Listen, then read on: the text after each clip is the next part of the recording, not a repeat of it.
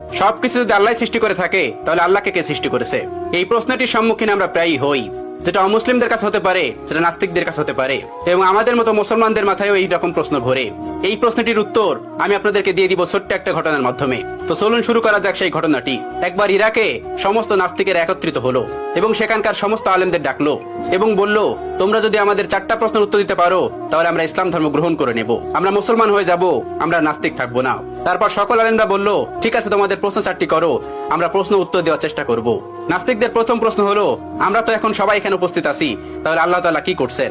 এটিই ছিল তাদের 1 নম্বর প্রশ্ন।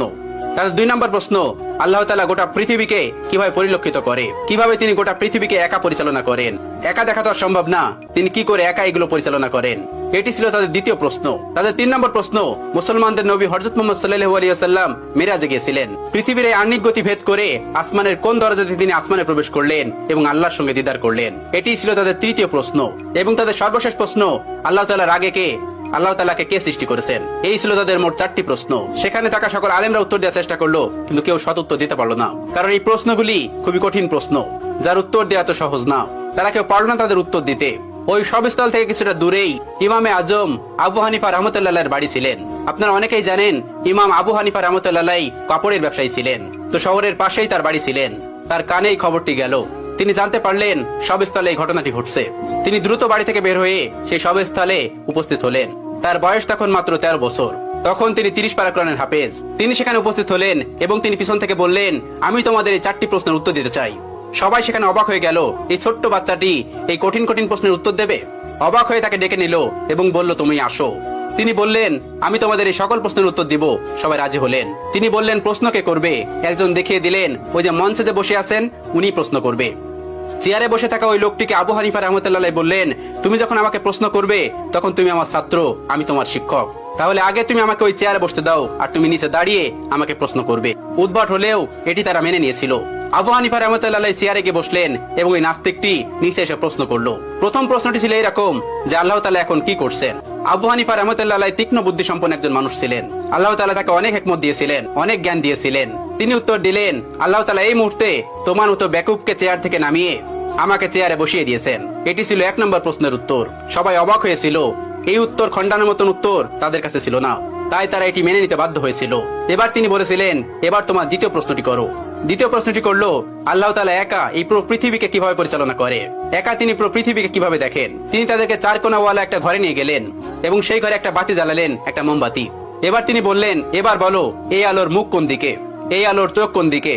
তারা কোনো উত্তর দিতে পারলো না। তারা বলল, এই আলো তো ছড়িয়ে পড়েছে। তিনি তাদেরকে বললেন, আল্লাহ তাআলা নূরের তাজাল্লির মাধ্যমে গোটা পৃথিবীতে এভাবে ছড়িয়ে রেখেছেন এবং তিনি সবকিছু দেখতে পান এই নূরের মাধ্যমে। এই প্রশ্নের উত্তর নাস্তিকদের কাছে ছিল না, তারাও এটি মেনে নিয়েছিল। তৃতীয় প্রশ্ন করা হলো, হযরত মুহাম্মদ সাল্লাল্লাহু আলাইহি সাল্লাম পৃথিবীর আহ্নিক গতি ভেদ করে আসমানের কোন দরজা দিয়ে আল্লাহর সঙ্গে মেরাজ করতে গেছিল? তখন আবু হানিফা রাহমাতুল্লাহ হাতে একটা ডিম নিলেন এবং বললেন, এই ডিমটি থেকে 22 থেকে 23 দিন পরে বাচ্চা ফুটে বের হবে। এবার তোমরা বলো, এই ডিমটির বাচ্চা কোন দিক থেকে বের হবে? তারা বললেন, এটি ঠোঁট দিয়ে ডিম ভেঙে বের হবে। তিনি বললেন, কোন দিক দিয়ে বের হবে?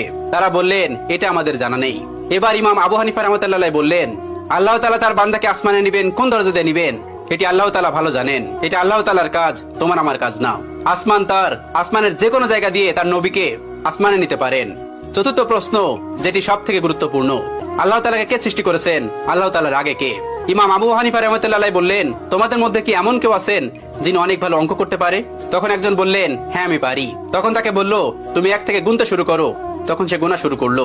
1 2 3 4 5 6 7 8 9 10 পর্যন্ত গোনার পর আবু হানিফা রাহমাতুল্লাহ তাকে থামিয়ে দিলেন এবং তাকে বললেন, এবার তুমি উল্টো দিক দিয়ে গোনা শুরু করো। তিনি গোনা শুরু করলো, 9 8 7 6 5 4 3 2 1।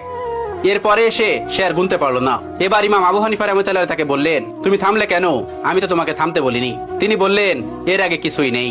এবার আবু হানিফা রাহমাতুল্লাহ বললেন, আল্লাহর আগেও কিছু নেই।